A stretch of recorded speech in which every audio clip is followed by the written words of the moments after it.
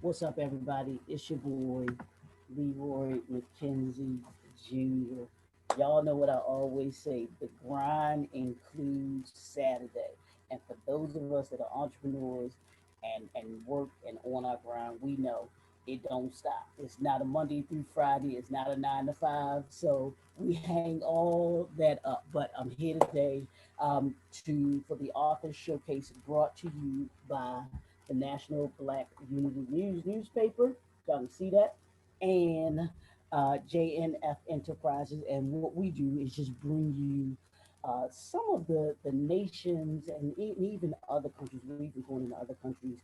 Bring you some of the great authors and writers from just around the globe that you will be able to hear their missions, their messages, their motivations, their movements, all of the great things that make them who they are. And we take you into a conversation with them behind the scenes where they get to talk about their journey, their writing journey, their author journey. They get to talk about all of the other great things that they're doing, the products and or services that they offer. We just here to have a phenomenal time. And today is no different than any other. And I'm going to be having a conversation with this young lady that is, I guess on the screen, you're this way. You're this way. And that is none other than Miss Dee Bowden. And we're going to be getting into just a great conversation about money, y'all. So y'all better get y'all pen, y'all better get y'all pads, get everything because we're going to be talking about money. And if you're an entrepreneur, you certainly want to be tuned into this. Because she gonna tell you where the money resides, and I hope I don't get in trouble for saying that where the money resides, where the money resides. For those of you in business and everything like that, we're gonna be talking about her phenomenal book, Collect the Cash, and we're gonna talk about what that means. So, yeah, when you say collect the cash, I think the ears perked up a little bit, D, when you talk about money. Yes. Well, let me go ahead and let me get this started.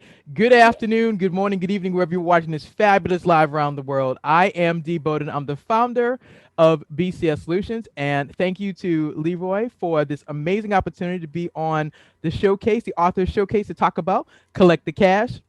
To my folks, y'all know what you do. Y'all know, get your pen, get your paper, absolutely get your favorite beverage. And listen, we about to talk about collecting cash. We're gonna talk about where the money resides. We're gonna talk about how do you stop leaving money on the table. We're also gonna talk about what had happened was in collections. absolutely. So we're not going to. D, I want you to let's start off. Let's start off by this. I want you to introduce yourself to everybody. To Okay, give them just a little bit of background, who you are, and the things that you do and stuff like that, and then we'll get into we get into the talking about story. the book and talking about everything else. Okay, so give them a little bit about your Just a story. little bit, just a little taste about who I am. All right, well, Yeah, cool. Well, yeah. first of all, what y'all don't know is that Leroy and I are members of New Psalmist Baptist Church. So we start this conversation by thanking God for the opportunity to get together. So that's how we're gonna do this. So Absolutely. God, thank you so much for bringing us together. That my fellow church brother and I get to celebrate you first, God, and now we get to talk about collective cash. So we thank you for that in Jesus' name, Amen. So that's how we're gonna start this off. So that's the first part. Now, who am I? I'm Dee Bowden. I'm the founder of BCS Solutions, which is my company. I'm originally from Boston. The fun facts about me are as follows. I love Ferris wheels. People are like, what? Ferris wheels? Yep, Ferris wheels. I love Ferris wheels. I love smooth jazz. I love good wine. I love hot air balloon rides. And I love taking walks along when you can, when it's safe. I love taking walks along the beach. But those are my things. But my fun facts are absolutely Ferris wheel. Love Ferris wheels. Absolutely love hot air balloons. Love smooth jazz. Love a great glass of red wine.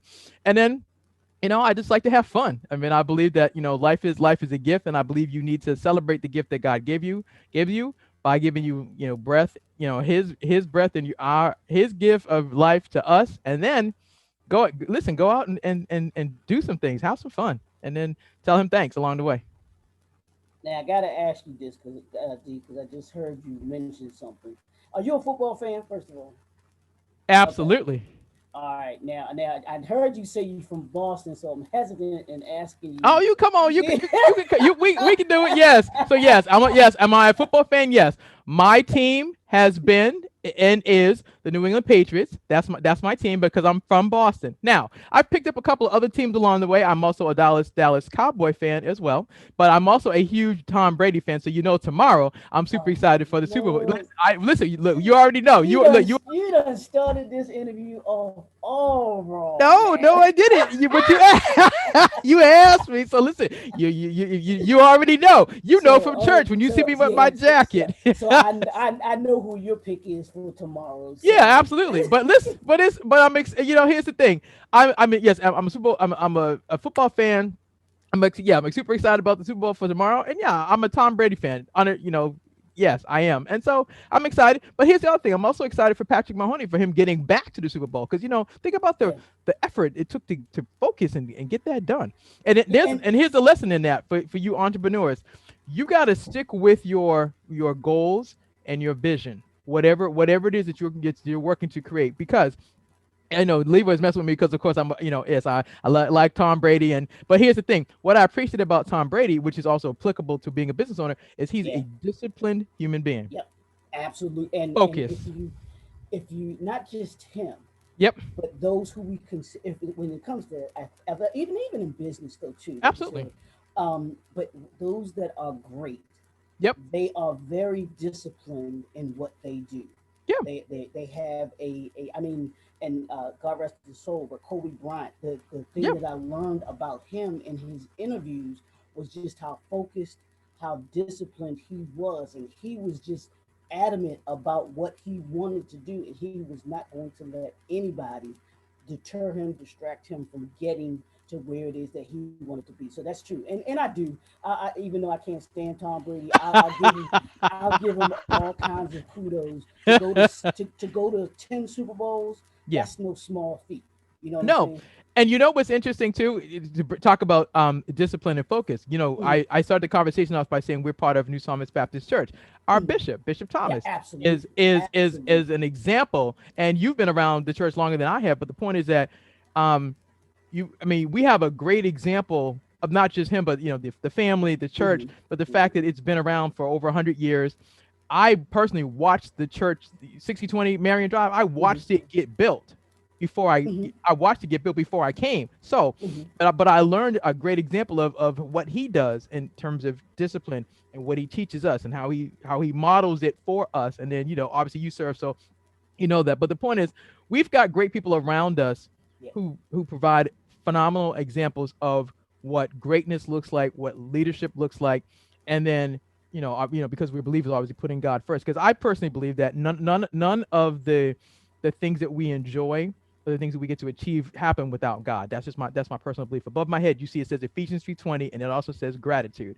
So absolutely. that those are my things, and I truly believe that if you want to be great in business, I believe personally it starts with honoring God. That's just my personal belief. You may not agree, and that's fine. But this is me and Leroy. This is what we're talking about today. So that's how Exactly. we rolling. So, but that's that part. But then there's also after you honor God, you have to get to work because all of the sports people that we were just talking about, what we admire about them is their discipline, it's their focus, it's their goals, it's the drive, it's the getting back up after you've been knocked down. And so for business owners, here's the thing: you have to decide that when you decide to go into business, it's because you have a solution to a problem. So my solution in the world is collecting money. So for those of you who don't know, so I'm a dualpreneur, which means I have a career and I'm also building my business. So lesson number one, if you because I just saw an article on entrepreneurship that said Entrepreneur Magazine that just said um, there that you need to, if you're still employed, stay employed, but also work on building a business on a part-time basis. So that's what I do. Now, the reason Collect the Cash came about is because of this.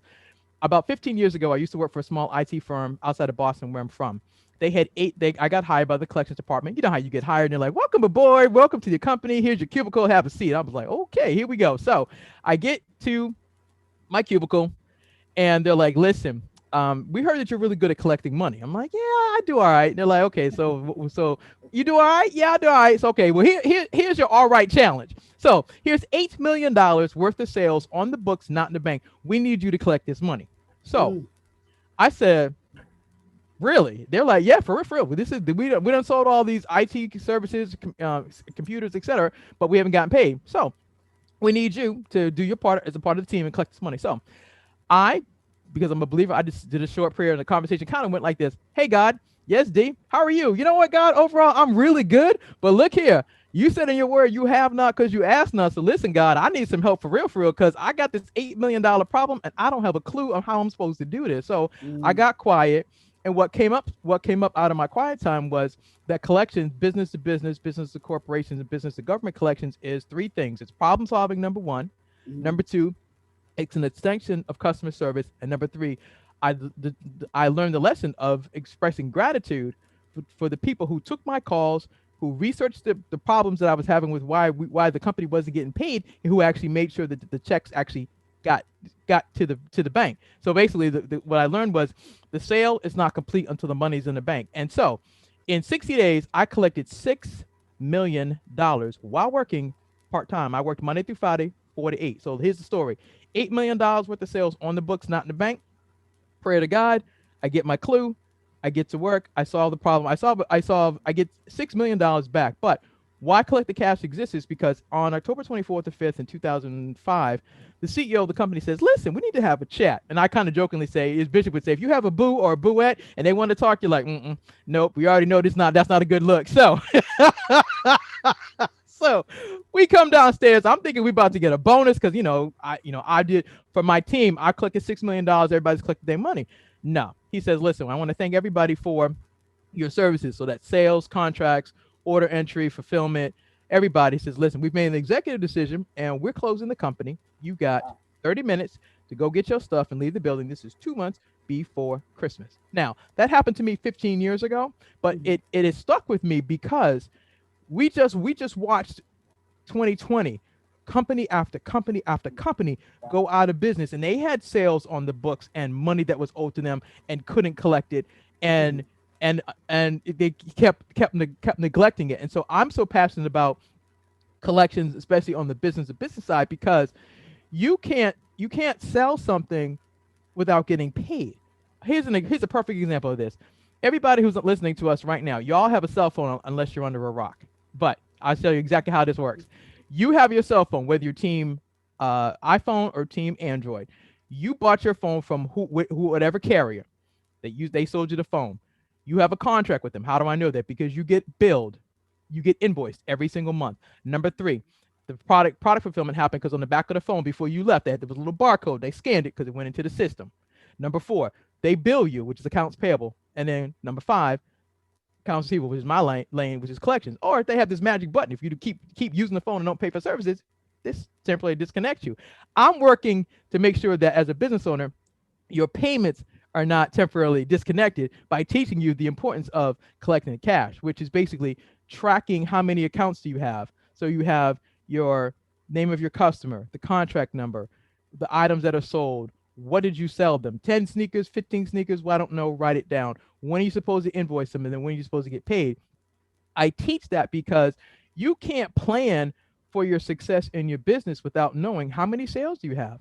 How many sneakers did you sell? How many things did you sell? How much money is outstanding? And then when do you have a plan to collect it? And that's where Collect the Cash came from. And in addition to that, I took a course. And when I told the teacher what I did, she was like, "You teach business owners how to kit their coins. You need to write a book and teach us that." I was like, "Are you serious?" She's like, "Oh my gosh." She said, "Yes, would you please, please, pretty please, with sugar on top of the cherry, please write this book and teach us as business owners why we need to make sure that the sale is complete and the money's in the bank. Teach us how to track our sales, our products, our services, and how do we build those relationships with the people who owe us money, and make it so the conversation isn't so uncomfortable. Because here's the thing: when people hear the word collections, especially on the consumer side, they think of people that are aggressive. They think of people that are harassing you. If you've ever owed money to a business, and you've got these people on the phone and they're just dialing for dollars and going for it, that's their job. But the thing is, there's a way to do this so that number one, you can keep your dignity intact. Number two, you don't have to harass people for payments. I personally believe that you build the relationships. And so, because if you're in business, you have to build relationships in order to get sales. You got to build relationships in order to get Absolutely. sales. Say it again. No, I'm saying absolutely. Right. You You have do to build have to relationships in order to you get do have to sales. And build the so relationship. right. And so because I'm in collections, business to business collections, I have to build relationships with the people who owe the company money, and I Mm-hmm. have to solve the problem. So I discovered again that collections, business to business collections is problem solving. Number one, I believe in the extension of customer service, and my secret sauce is gratitude. People are like, you keep talking this thing about gratitude. Well, above my head, it says gratitude for a reason. If you think about it, we just came out of the holiday season. Most companies, small, medium, and large, sent out cards. What did they say? Thank you for being our customer. We hope we appreciate the fact that you've been a fabulous customer all year long, and we wish you happy, happy holidays, seasons, greetings, Merry Christmas, whichever term they use. And then like we look forward to you continuing your business with us in 2021. What are they doing? Customer service. What are they doing? Thanking you for being their customer. That's all part of the how they take care of you as a customer. Well, I believe in the same vein with collections, that when people take your phone calls to help you get, for you as a business owner, when you need to get paid, if they take your call, they research your invoice, they find out maybe a data entry error happened, or you ordered 10 sneakers and you only got 8. Well, I'm not paying you for 10 sneakers when I only got 8. You need to square up with me and get me my other 2 sneakers, then I'll pay you for the full set. So that's why I say that collections is problem solving, extension of customer service, and gratitude. Because here's the thing: when you, just like you thank the customer for doing business with you, you get that first contract. You got to create that experience all the way through, which is where the saying comes from: the sale is not complete until the money's in the bank. Well, that's all. The sale is not complete until the money's in the bank. Also includes selling the product, following up, providing good customer service, resolving issues, thanking them, and then acknowledging the fact that they paid you. Because you and I both know in these internet streets, it takes 30 seconds for somebody to jump on it alive and holler, "Oh my gosh, I went dealt with da da da da da da," and you done built this relationship, built this company up, and you less than 30 seconds, your whole life is turned upside down. We watch this happen on the news all the time. Something goes wrong with a customer, something goes wrong with a celebrity, and a story comes out, it's not true. What are they doing? They got to do damage control to untangle the mess that has been spread. And it in the same way in business. Why do you think that businesses ask you for reviews? Mm-hmm. Mm-hmm. Absolutely. Absolutely. I want to ask you this, because as I've heard you talking, you said that the first company, or one of the companies that you worked for, they had $8 million on the books. What was the difference between you, or what do you think was the difference between you coming in and taking on that task, of that accounts receivable, and the people that were there before? Because it takes a minute to build up $8 million Right. of Right. accounts receivable. Right. What did you kind of see that you think that the others didn't see, and was like, like you said, you went to the Lord and said, "Hey, I got this problem I need you to Yep. solve." But what was it that you began to see? Hey, these are things that this money can be collected, and if I do things a certain way, it can be, we can reduce it. What was it about you versus the people that were there before you Well, that you saw? said What, you what do you what do you think that was? for real. You said it. God, I promise you that was seriously. I mean that's how it started.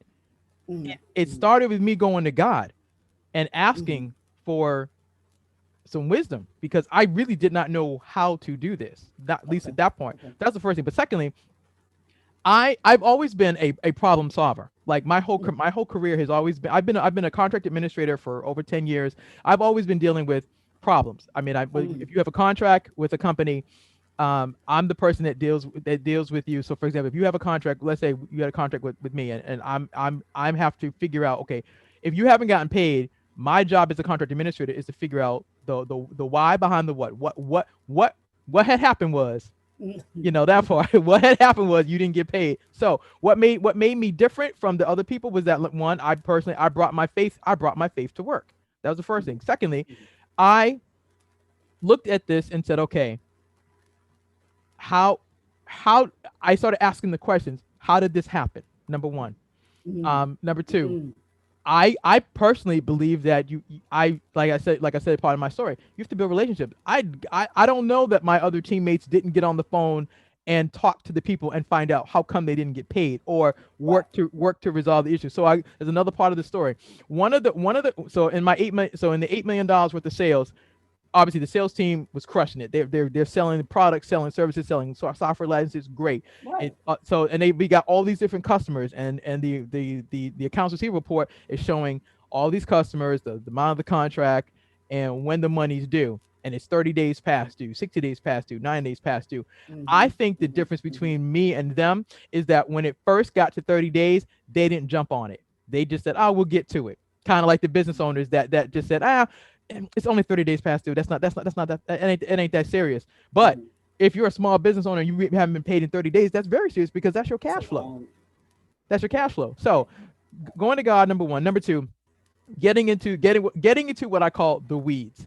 Most people when they have problems, they don't want to get into the weeds. Getting into the weeds means pulling back the covers and going, okay, what had happened? It's the what had happened was, and then figuring out what happened. So I give you an example. One of the customers that owed my former employer money said, um, I get on the phone. I'm hi, my name is D. I'm with such and such company, and I'm calling about account number blah blah blah, and we have these outstanding invoices, and I'd like to know, basically what had happened. And the lady said, well, we sent an email. We sent an email to all of our customers telling them that we are changing our billing system. So it'd be like going from saying using Microsoft Excel to going to QuickBooks. And so everything that's in Mhm. Microsoft Excel needs to get switched over to QuickBooks before you get paid. Well, Right. they said we sent an email to all of our customers telling y'all that we're using a different billing system, and in order for you to get paid, you need to resubmit all your invoices in the new billing system. Oh wow.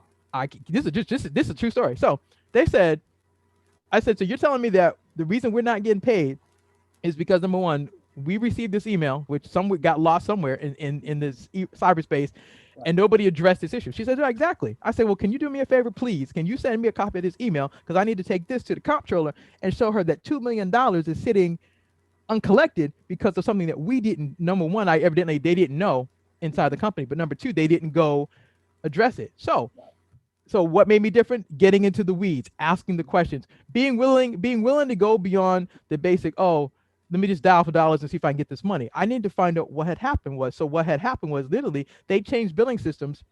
My former employer did not know that, and nobody on the team went to go ask the customer why. So when I got the email and went to the comptroller and I said, look, we've got $2 million of outstanding invoices that we can get paid. If we will reformat these invoices to their new system, they'll pay us. So what do you think they did with me for a week? All we did was reformat invoices so that we could get Yeah. paid. And when I tell you Absolutely. I got $6 million back in 60 days, it's because it was problem solving, extension of customer service, saying thank you, getting into the weeds, asking the questions, going above and beyond, telling the person who took my call, thank you for explaining to me what had happened so that I can fix it.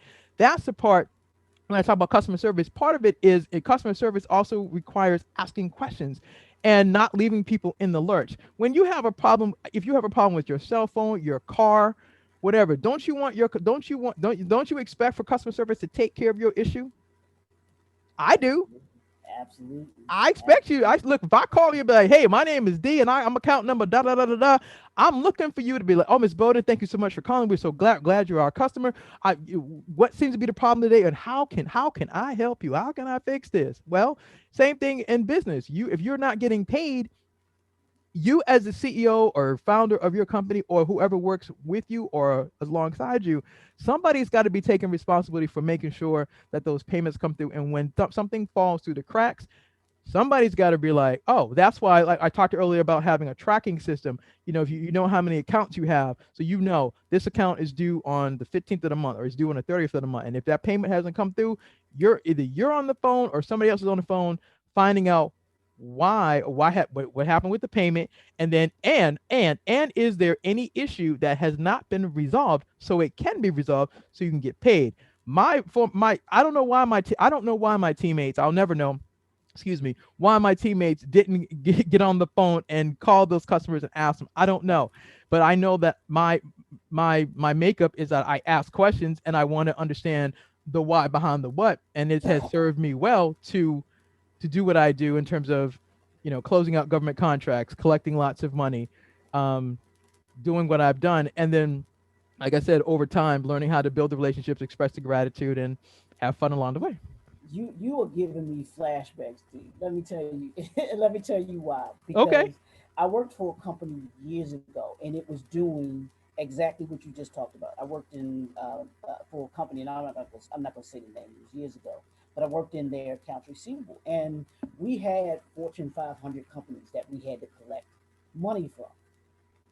So and we had regions. We had different regions that we kind of took on and everything like that. So the region that I was in, this is what we did. The company had contractors that it was a manufacturer that would place temporary employees in the off manufacturing buildings throughout the country. So we had to collect. So you could take, let's say, one company we had 10 employees there, right? That those employees would work in 10 different departments. Mhm. Here's where it got really crazy. You want to talk about getting in the weeds? One, the companies that we were collecting from did not have a system like you were talking about. Mhm. So I send an invoice to this particular company.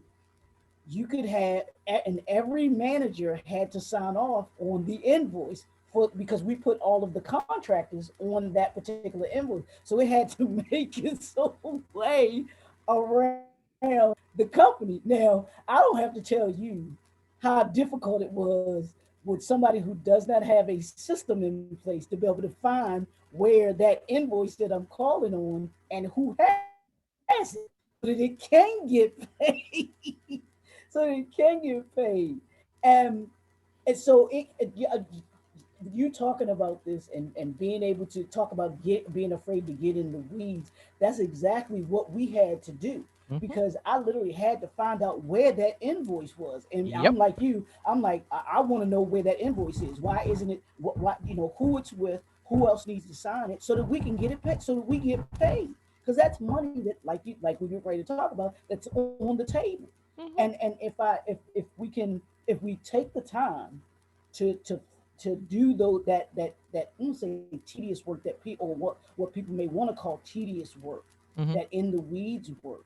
Mhm. It's not easy. It's Mm-mm. never easy. Mm-mm. Just like I can imagine, you saying, look, this is, and it was, for that one, that was as simple as a phone call, that they'd be like, look, we changed systems, you know, we changed systems over. You all just need to, acclimate your invoice to our new system, and we can pay it. Boom, like you said, y'all sat down, had to knock that out.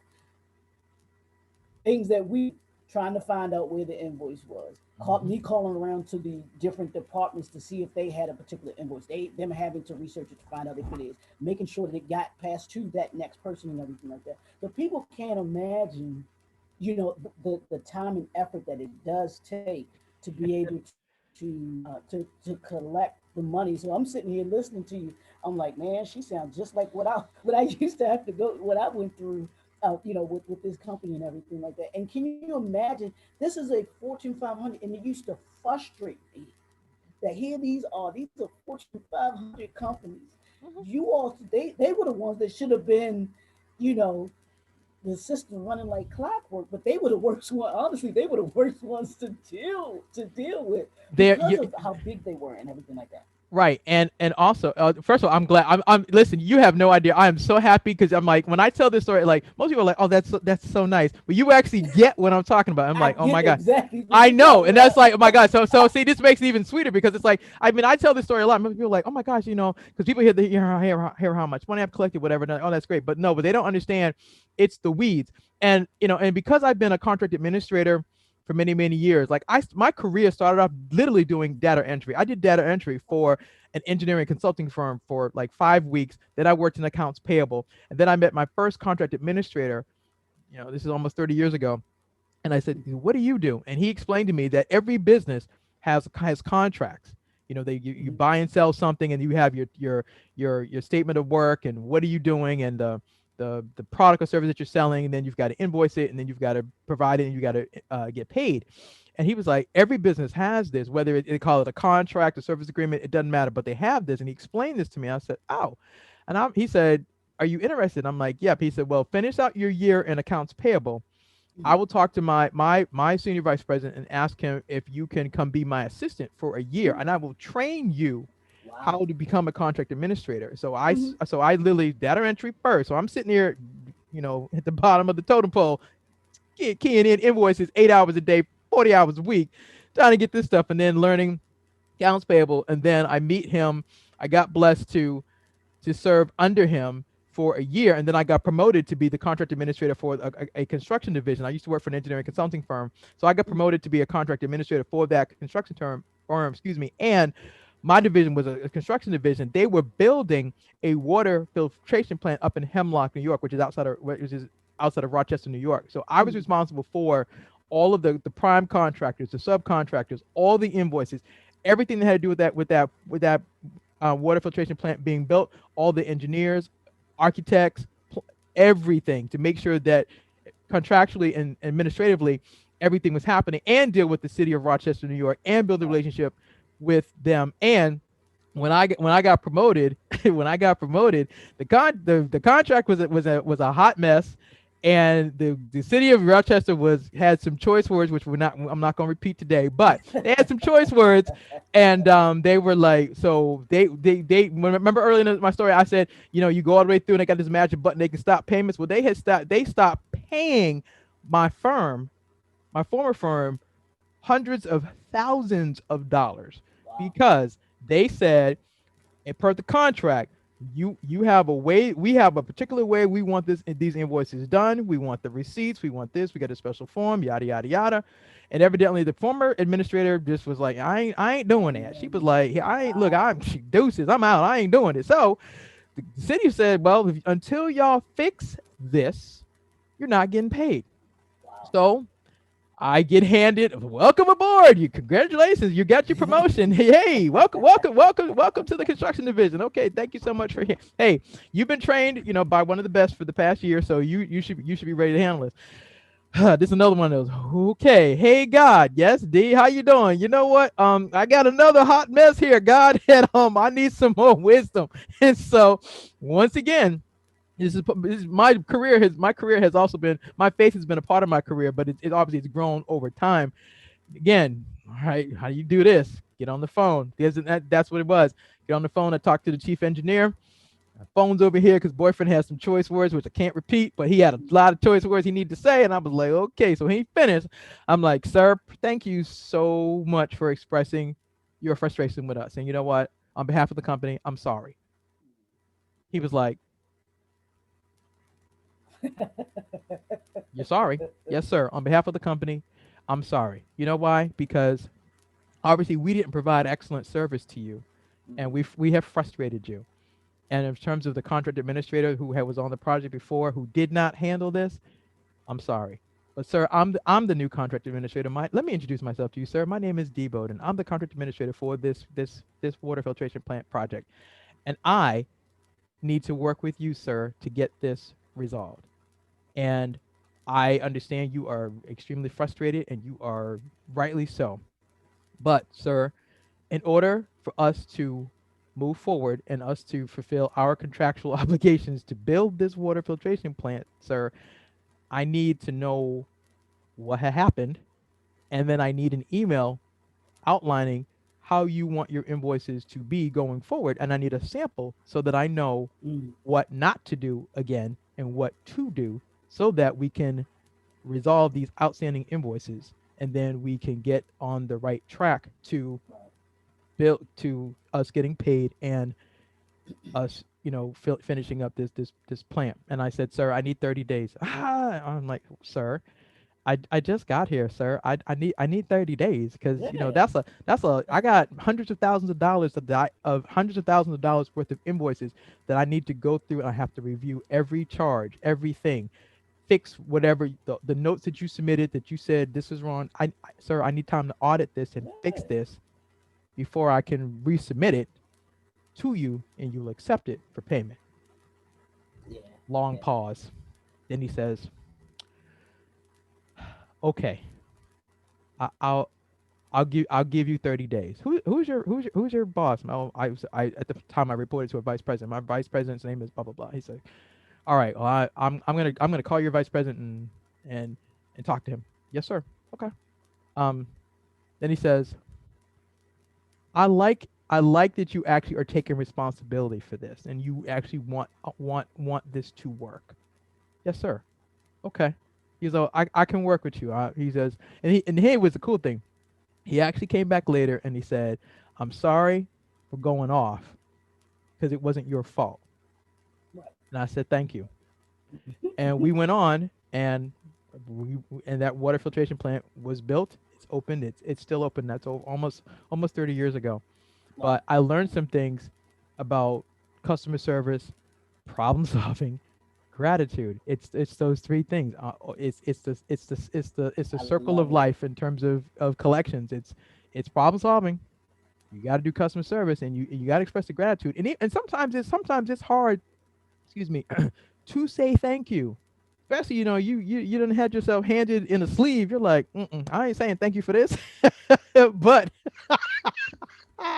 I want to say thank you. But the lesson is if somebody exposes what's wrong and gives you a chance to course correct so you don't keep Right. making the same mistake, that's the lesson of gratitude so that you learn. Because sometimes you inherit stuff, or as a business owner you pick up a client and the former client made a hot mess of things, and then so the contract was with somebody else. Now they bring you in and they want you to fix it, and you're like, what in the LL Cool J is this? You're like, I Yeah. got this hot mess and I don't know how to fix this. But if they break it down to you and give you some clues so that Right. you can be successful, so you won't end up failing, that's a gratitude moment because they're not obligated to tell you anything. They hire you to be the expert in whatever you say you're an expert in. So there's an expectation that you're going to come in and you've got knowledge, skills, and abilities, and you know what to do. If they will break it down and show you what's wrong, so that you can course correct it, and so that you can get better and you can provide better customer service to your client, that's a win-win. That's a huge thank you and person would be to God. Hey, thank you so much for letting this person show me, even though it was painful. But thanks for letting me see this so that I can learn, so I can get better. Absolutely. Now, what was it that made you say yes to writing Collect the Cash when you said the gentleman mentioned to you that you need to put this in a book? Was Oh, it's that a the lady. thought that triggered you to be able to write the book, or was it okay? Yeah, I think about it, and then you kind of got to it a little later. No, so what happened was my teacher's name is Sheree Robin, and she Mm. said, Oh, yeah, so she says, what do you do again? And so I explained to her, and she was like, you can teach business owners how to do this. She said, you're brilliant in this matter. This is a direct quote. She goes, you are brilliant. You've collected millions of dollars. And she said, you can teach us. And she it was working with her and going through her class okay. for 90 days that gave me the confidence to tell. I mean, you and I listen. I'm talking about accounts receivable. Who wants to learn about accounts receivable? Come on now, are you serious? Don't nobody Well, listen. but You're see, well, to me, right. as an entrepreneur, you should want to know about your accounts Agree. receivable because that's the money that's coming in. There you go. Forget That about the part. money. Forget about the money that's going out. Right. You want to make sure that money's flowing in, like you said, and we'll get into a little bit just about cash flow, which is Sure. definitely that money going out versus the money that's going in, and how that's your bloodline. To me, that's the Absolutely. bloodline That's of your cash business flow. right Cash flow. Cash there. flow is the lifeline of your business. And so because of Sheree Robin, and taking her class and her hearing my story, Mhm. and her encouraging me that this is needed. And when she kept saying, Mrs. D, you she said, you are brilliant in what you do, and you've collected millions of dollars for corporations and government agencies and Department of Defense and on and on and on. She was like, you can teach small businesses and entrepreneurs how to do what you've done in your career. You can teach us how to do this and how to be successful, and then you Mhm. you have you will establish yourself as an authority in this, because there aren't many people that will talk to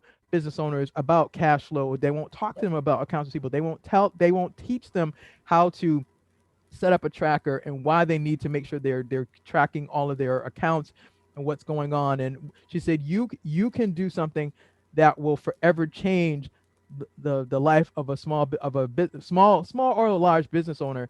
And she's like, you got to do this. You got to do this. And so she I appreciate her pushing me to work on writing my book. I took my class with her for 90 days, and then I graduated, finished the class, and I've still been working on it. So this has been almost a year of doing this. Working with her, and then getting a writing coach, and Mm-hmm. then um, finding out, taking a class about publishing, and then getting I'm going to be published by Penn Legacy, and then deciding to talk about a faith walk, deciding to trust God that there's a market that people want to know about this, because I've been telling my story about working for the companies and collecting money, but I'll be honest, I don't think it's always landed well, because I don't think when people are like, this is not super sexy, but I think cash flow is super sexy, and I think having money in your bank is really sexy. I think it's phenomenal myself personally, Well, but I hey, don't I'm just know a little about different. and that's the thing that I think should resonate, hopefully, for the entrepreneurs that are watching or will be watching this, to understand that this may not be what you deem as what you want to do, but this is something that you have to do with your business, because without it, you won't have the ability to do. You won't have a business. Period. You just won't. I want. Can you just give people give the viewers just a overview of Collect the Cash and what the book is about? Sure thing. So, collect the cash. Collect the cash is your the sale is not complete until the money's in the bank. Collect the cash is the teaches you as a business owner how to set up a system called a tracker system, and Mm, why you need to understand cash flow, why you need to understand tracking your accounts, why it's so important that you get into the right mindset about collections. Because earlier I mm, was joking about how people think about collections, and I talk about it, and it's so funny. This is a perfect moment in the book. One of the things I talk about is getting into the collection zone. For mm, those of you that are sports fans, now tomorrow, this is a perfect analogy. Tomorrow is the Super Bowl, but before the Super Bowl happens, our whoever whatever team you've picked, the players will be getting into the zone for the game. You see most of them, they got earbuds, they got headsets, whatever. They get mentally prepared to play the game. Well, I talk about in the book about the collection zone. I talk about how you have to get into the mental space to go collect your money.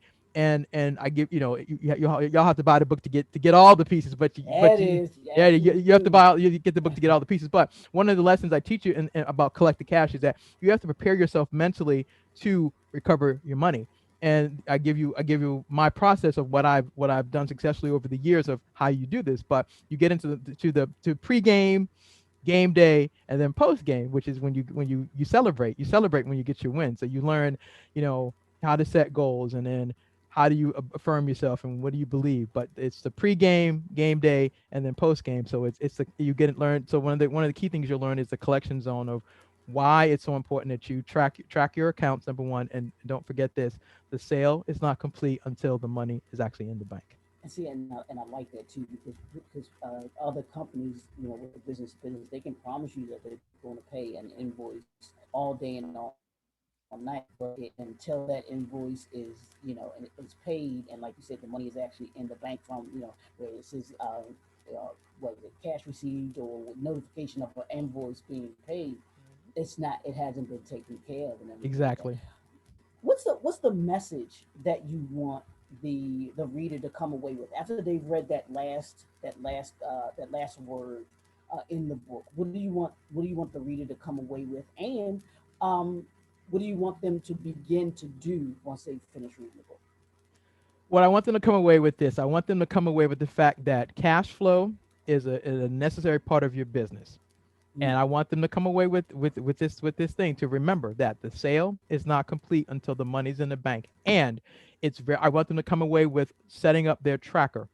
I call it a tracker, and it's mm, basically your accounts, how many sales you have that are out there, how much money is owed to you, and when is it coming in. I want you to get into the mindset of, okay, I need to know how many sales I have. I need to know how much money is owed to me, and when am I going to collect it. And I also want you to learn to celebrate when you get paid. Absolutely mm, celebrate. I don't care. It's $1, $5, $5,000. Learn to sell it. Learn to sell. Excuse me. Learn to celebrate the wins, small, medium, and large, because you will look at your business differently when you've worked hard to win a customer and get the sale. That sale is not done. I mean, you've got the contract, but Hmm. you haven't fulfilled it. You haven't billed and you haven't gotten paid. I want you to learn all of that, but I want you to remember that the sale is not complete until the money's in the bank. I want you to learn to make sure you're always tracking your accounts, and the minute that an account goes, the money doesn't come in the day it's scheduled, either you or somebody in your team is on the phone, problem solving, absolutely extending customer service and expressing gratitude so you can actually get paid. Now, let me ask you this, and I didn't have this one, but this, as you were talking, this, I knew it was going to be kind of something that I wanted to talk about. Can you talk about the importance of, or what part what percentages of businesses um, fail because of this very thing, not paying attention to their accounts receivable? What effect? Can you just talk to that entrepreneur, and even that aspiring entrepreneur that doesn't really understand the money? How important it is for, like you said, the tracking system to be able to understand where your money is, to understand that whether it's going out and or coming in, where your money is, because if you the more you understand and the better you understand it, the more successful that you are. Can you talk a little bit about that and why they aren't successful? Or Sure. is this a part of why they aren't successful in those This first is 5 years this of is having their well. business? So to the business owner and the aspiring business owner that's listening, tracking your cash is no different than what you do personally. If you have a checking account, you hopefully you're noting, how many deposit that were made.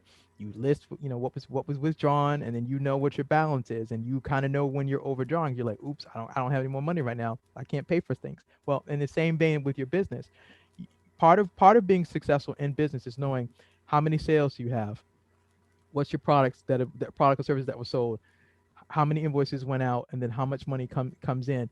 And the reason that a lot of people don't succeed in business is because they are afraid to ruffle the feathers with their customers. They don't want to get on the phone and do the problem Mm-hmm. solving to get paid. So they would rather, like, I don't want to bother you. Well, you're not bothering your customer. If you have a legitimate customer and a legitimate contract with your customer, there's a contractual obligation for you to provide a service, provide a product, and for you to get paid.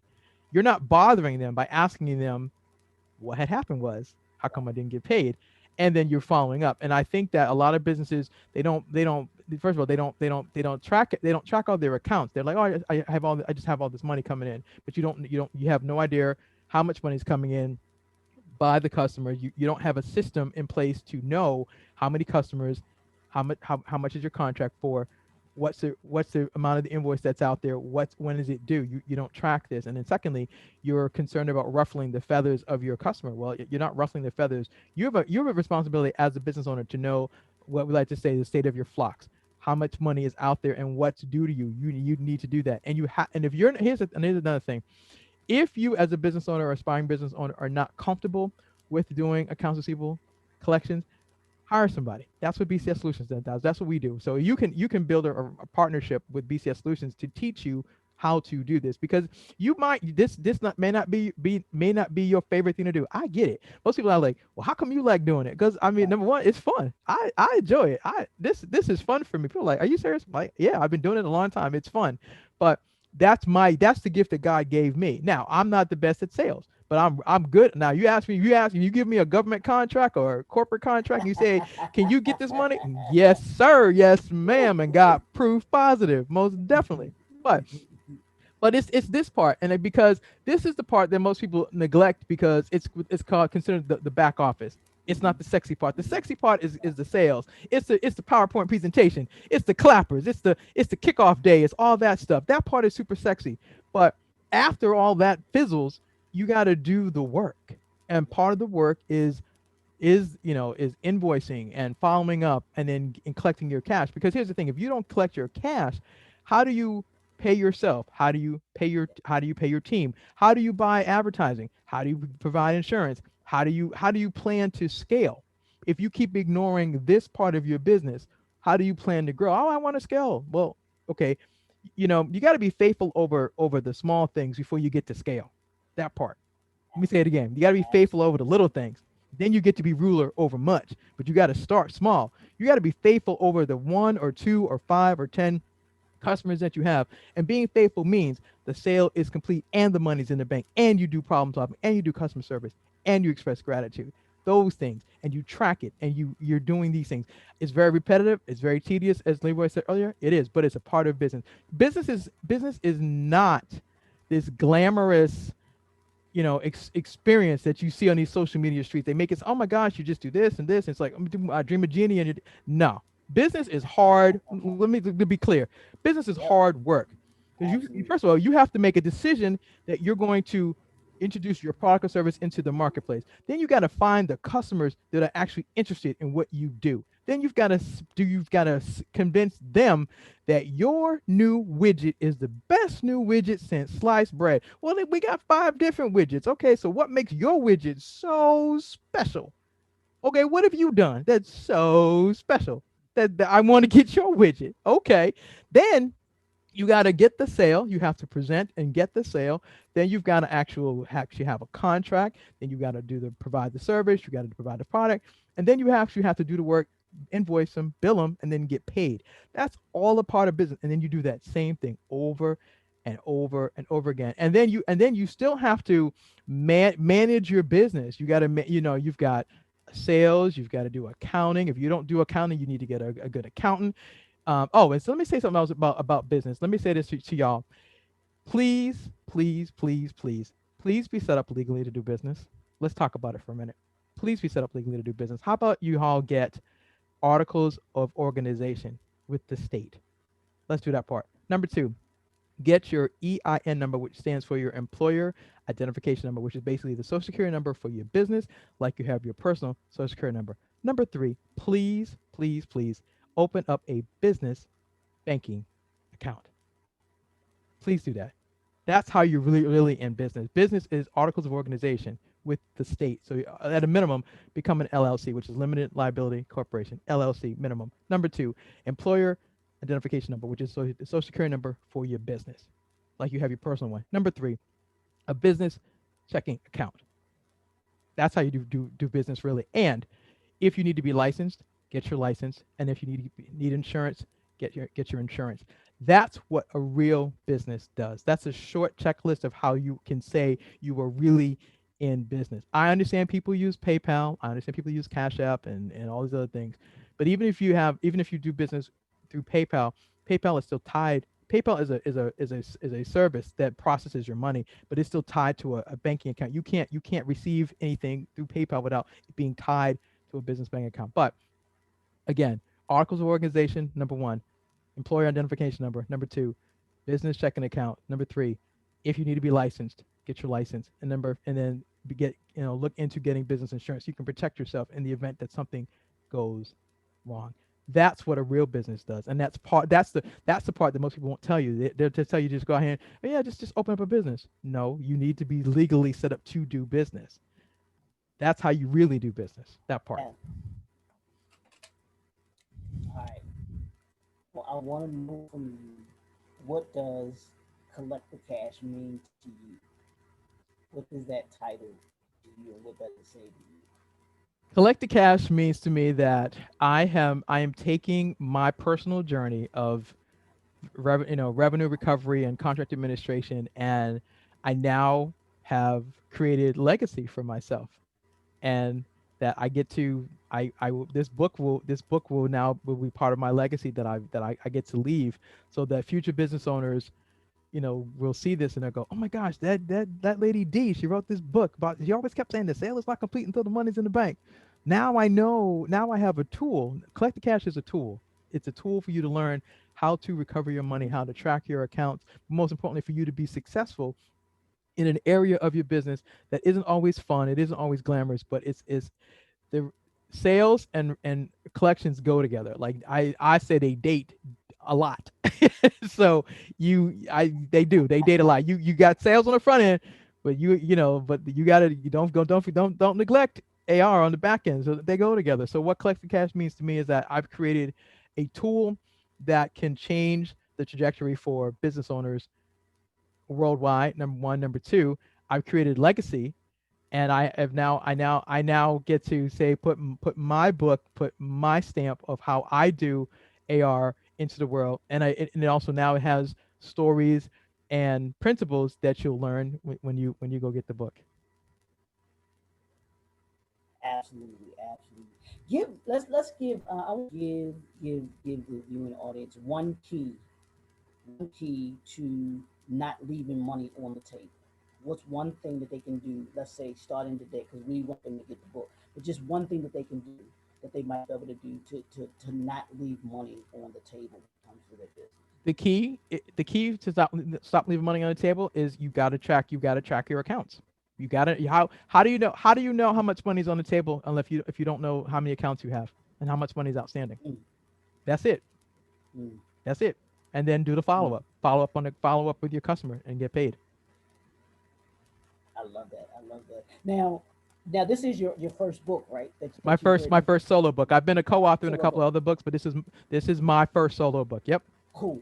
Now, what advice would you give to an author who's writing a book, or a writer, or even a business owner that says, "Hey, D, I'm thinking about doing this book, writing this book. What do what should I do? What advice would you give to him?"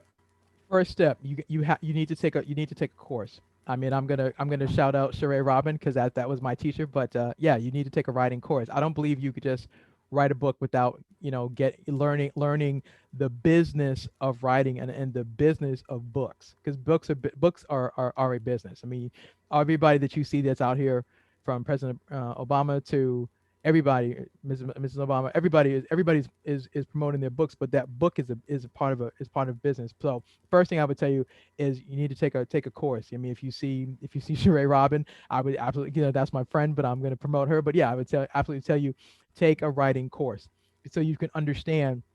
First of all, if you're going to write a book, we need to you have to find out, is what you're thinking about something that could be beneficial into the market. So that's first. So definitely, I would definitely take a course. Number two, um, read. You got to read.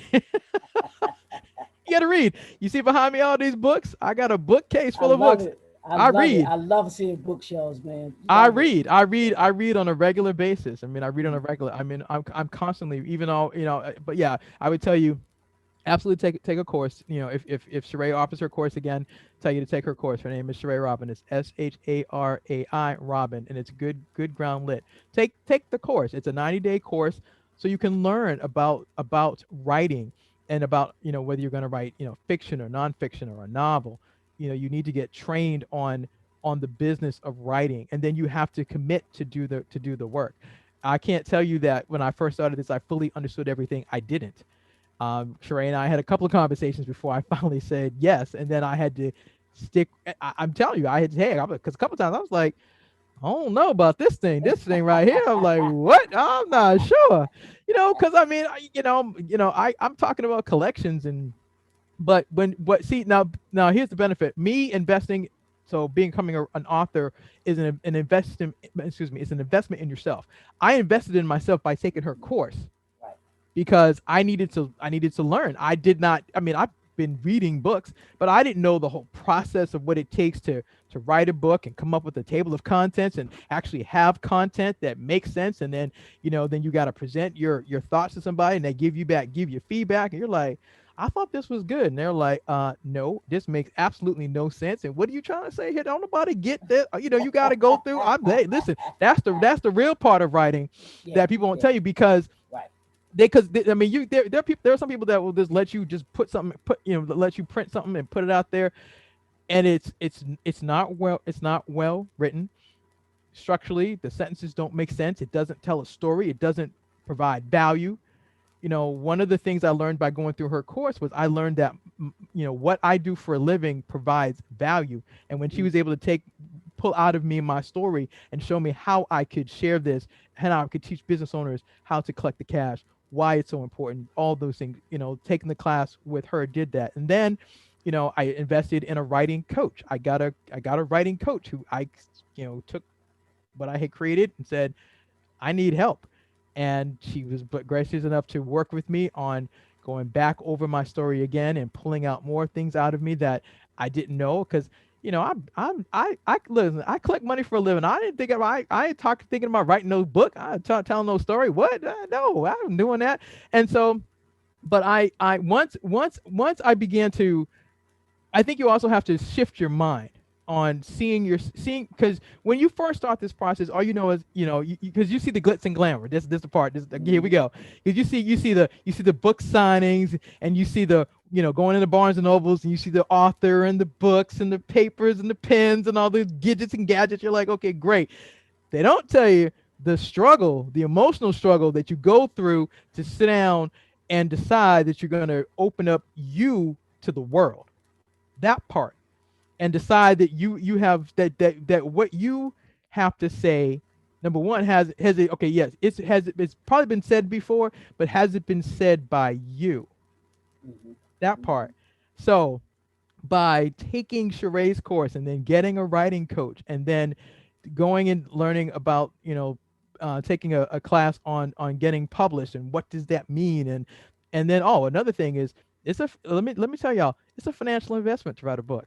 Let's talk about it. It's a financial investment to write a book. To write a book, to get it published, you have to plan for it. And then, it's an emotional investment as well, because when I first started this, I was like, I am not sure about this. I'll be honest, I was scared, because I was like, you want me to tell my story? Nah, I'm not doing all that. Oh, no, I ain't doing all that. Nah, nah, nah, nah, nah. And Sheree was like, yes, D, you going to tell your story. And I had to trust the process. I had to trust that my story had value, that my story would make a difference, that the principles that I learned could definitely make a difference. And then I because I'm a person of faith, I really, this was a faith walk. I had to walk by faith with this. And so, yeah, you would take a writing course. I would absolutely tell you to take learn about publishing, learn like what's the process to get published. Absolutely get yourself a writing coach. Continue to read.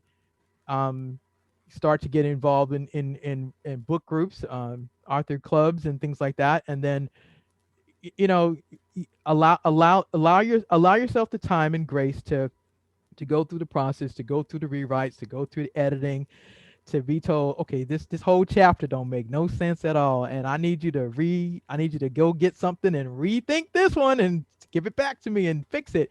And then to realize that when you first start the journey, you'll be one person, but you will evolve. I mean, the person you see today, who can say, yes, I am I will be a published author, that I was just featured in Forbes magazine, and that Forbes magazine endorsed Collect the Cash and endorsed me, Dee Bowden, an accounts receivable person. Forbes magazine, y'all, they said that what I do matters. Are you kidding?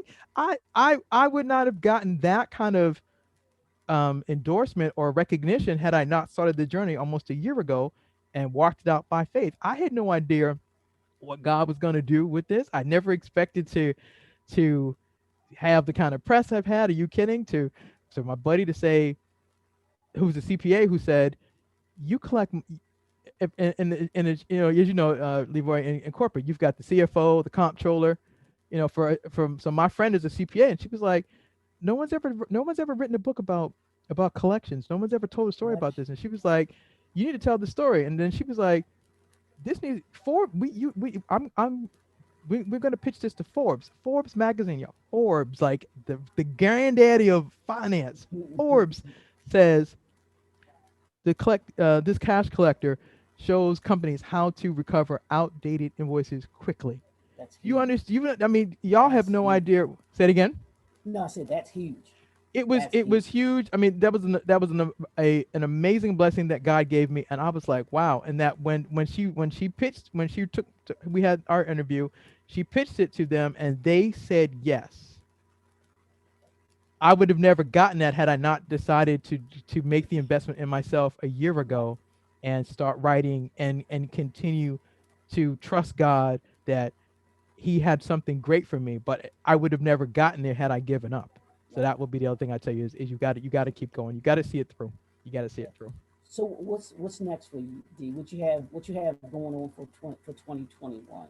Um, Talk to us a little bit about collect the cash, and then also, if there are any other projects that you're working on, and the things that you'll have coming out in 2021.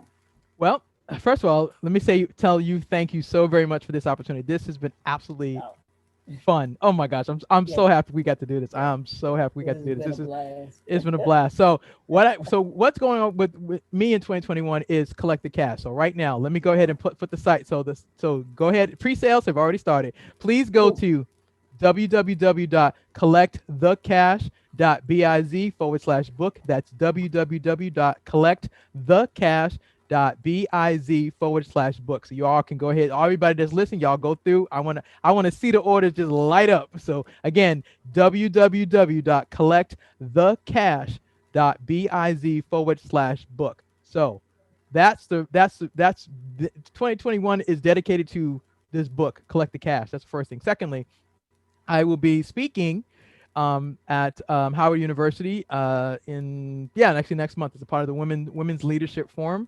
I'll be Oh, talking cool. about leadership, and I'll be talking about business, and I'll be talking about what else? Collect the cash.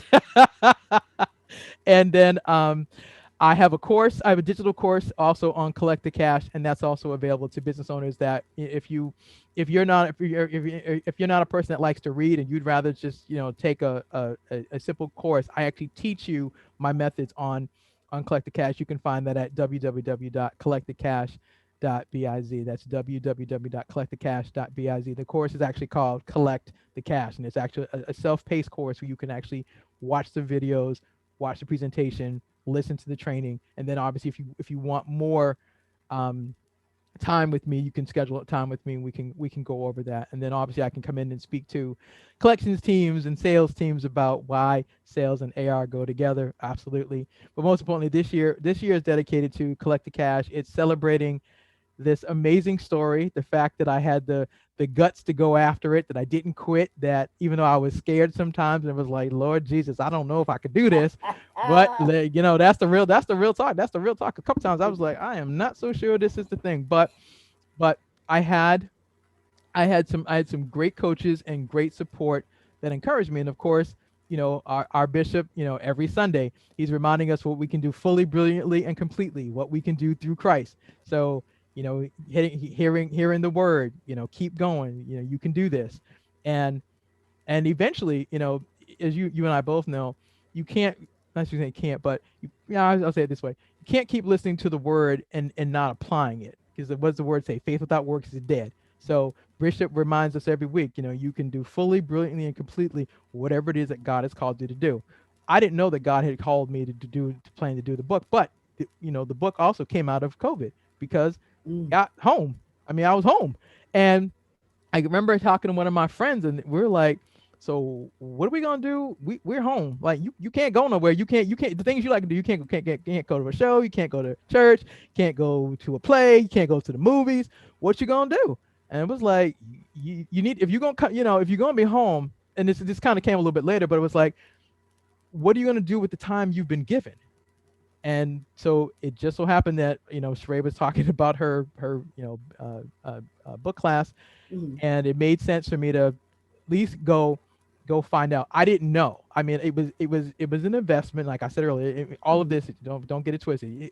Whenever you decide that you want to do something different, it's an investment. It's an investment of time, energy, and money. And I yeah. had to decide that I wanted to do this, and then I didn't have all the pieces. It's kind of like, I think, when I forgot which character it is, but because I know he's all he says is, you tell me God calls you out, you didn't do something. He's like, no, I need, I'm a you I'll go when you show me. No, you trust me and I'll show you. You got to take the first step. I had to take. I can't remember the character. I can't remember who it was, but he's like, no, you go and I'll show you. No, I'll show you when you get going. God showed me when I got going. Mm-hmm.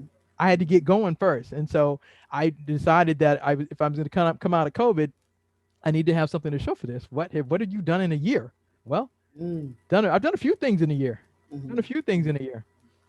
I've Uh, written a book. I got a class. Been that featured by that Forbes magazine. Been a little and bit busy. and I Yeah. mean, this is the. I mean, I can't even begin to tell you um the just what you know.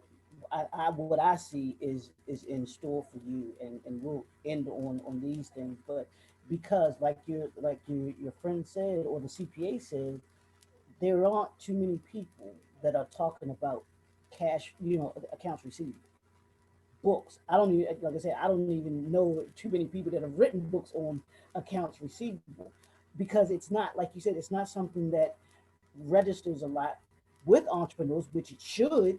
You would think that that would be one of the top things on your mind that you would think about when it comes to that. But I think what you'll find is, as the word grows about collect the cash, you're going to have more companies, and I'm not talking necessarily all small businesses. I'm talking about corporations Hmm. want D to come in and talk to their accounting department and say, "Hey, we've got we have this method here that we think will benefit us as a corporation, that Hmm. will allow us to collect that 6 million, 8 million, 10 million, $20 million contracts that are out there, but we need that person Hmm. who has the expertise in doing it to show us how it can be done. We put the system in place, and once that system is in place, it's on and running. And I'll say this to you: if your vision doesn't scare you, it's not big enough. Right. It should absolutely scare you, like you've been saying. It should scare, like, Lord, what in the world you done got me into? Hmm. It's me and you. Right. So, Right. hey, I'm trusting in what you're guiding me to and directing me to, because this is what you put on me. And I've honestly, with every book that I've written and the things, I'm like, Lord, you gave this to me. So I Hmm. know you didn't give it to me for no reason. You didn't place this in my lap for no reason. So here it is. I want you to do what you want to do with it, Hmm. and it will flow and do what it's meant to do, because you and I both know that God's word does not return void. No, It sir. has a purpose to it. It Absolutely. has a purpose to it and rolls out. So I want to thank you. Give your contact information one more time in case people want to connect with you. Give your social media handles, so that Sure. people can connect with you if they want you. The corporations, if they want you to come out, or not come out, but virtually speak, Oh and yeah, and sure. do and do the training and everything like that. How Love to. to be able to connect with you again? Okay. All right. First of all, again, Leroy, thank you so very much for this opportunity. So, connect with me. Go to www.collectthecash.biz/book. That's collectthecash.biz/book. You can find me on Facebook, LinkedIn. I'm Dee Bowden. You'll find me definitely on Facebook and LinkedIn as Dee Bowden. But again, go to the book, www.collectthecash.biz/book. Absolutely. So, Dee, thank you so much, for coming on and being with me today on the Author Showcase, which is brought to you again by the National Black Community Newspaper and JNF Enterprises. And you can actually go to the website www.tnbun.com, and you can register, subscribe to get the newspaper. You can actually check out our Facebook page, the National Black Community News page, where you'll see D and all of our other authors that have been a part of the showcase. And I've been telling everybody, D, we are officially we partnered with the National Black Community News a year ago in January. So Oh wow. this is our second year going into the newspaper, and you can see, D, as you can see, I have you can't see all of the authors that are part of this particular showcase, but her book is right here. Whoops, that way, Yep. right here. Collect the Yeah. cash. You can see it right there, but Yeah. it's in the newspaper. You can check out the other interviews that we have on YouTube, the YouTube channel, the National Black Community News. You'll see this emblem here on the YouTube channel. That's how you know it's us. But we have such phenomenal authors that have come and blessed us on the showcase, talking about their mission, their message, their movements that they are a part of, and just the great things that they do. So I'm appreciative of all the authors that have seen enough in the showcase to want to be a part of it, and being, it's just an honor to be able to have this as a platform where authors can come and they can talk about their businesses. They can make people better. They can make businesses better Yeah. because this makes businesses better right here, y'all. I ain't even gonna lie. This makes businesses better. I promise you. I promise you, if you follow what's in her book, the processes in her book, I promise you, your business will be better by the end of 2021 than it was at the beginning of 2021. Absolutely. Y'all can take that to the bank. Like Dee say, the contract isn't complete until the money's in the bank. Yep. So take that to the bank, and I appreciate you all tuning in. Dee, thank you again You're welcome. for Thank tuning you. in. This has been just an excellent conversation. I hope people took some knowledge, information, and resources from this that they can benefit from, because that's what we aim to do with everything that we do and everything that we bring to you all. But this has been the Author Showcase, brought to you by JNF Enterprises and the National Black Unity News. We appreciate you all, and as I always say, this is 2021, you all, and it's about, to me, this year is about leaving the familiar to elevate your influence. And what Hmm. better way as a business to elevate your influence by being able to have the means to be able to elevate where you are, elevate your money, elevate your brand, and elevate the people that you're able to reach by having your accounts receivable in the bank. So we'll talk to Yes. y'all soon. We thank y'all for tuning in, and we'll see you all next time. Take care, y'all.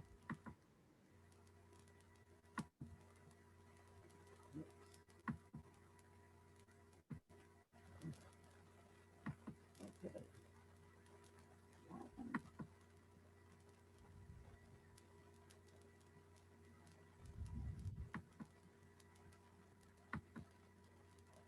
Oh, that's weird.